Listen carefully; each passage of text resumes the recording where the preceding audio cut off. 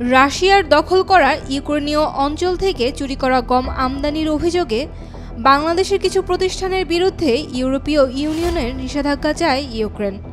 ইউক্রেনের দাবি, রাশিয়া কৌশলে দখলকৃত অঞ্চলের গম নিজের গমের সঙ্গে মিশিয়ে বাংলাদেশের মতো দেশে রপ্তানি করছে। ইউক্রেনের একজন শীর্ষ কূটনৈতিক জানান, এ বিষয়ে একাধিকবার ঢাকা সরকারকে সতর্ক করা হলেও কোনো ব্যবস্থা না নেওয়ায় এবার বিষয়টি ইইউর কাছে তুলে ধরার সিদ্ধান্ত নেওয়া হয়েছে। বার্তা সংস্থা রয়টার্স জানিয়েছে, ইউক্রেনের দিল্লি দূতাবাস থেকে বাংলাদেশের পররাষ্ট্র মন্ত্রণালয়ে 4টি গোপন কূটনৈতিক চিঠি পাঠানো হয়েছে। এতে জানানো হয়, 2024 সালের নভেম্বর থেকে 2025 সালের জুন পর্যন্ত রাশিয়ার কফকাজ বন্দর থেকে বাংলাদেশে 1.5 লাখ টনের বেশি গম পাঠানো হয়েছে, যেগুলোর উৎস দখলকৃত ইউক্রেনীয় এলাকা।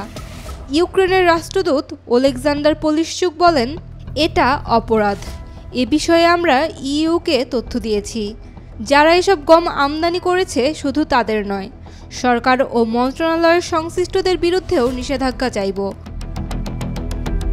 তবে বাংলাদেশের খাদ্য মন্ত্রণালয় জানিয়েছে, তারা রাশিয়া থেকে কোনো চুরি করা গম আমদানি করছে না এবং দখলকৃত অঞ্চল থেকে গম এলে তা ফিরিয়ে দেওয়া হয়েছে।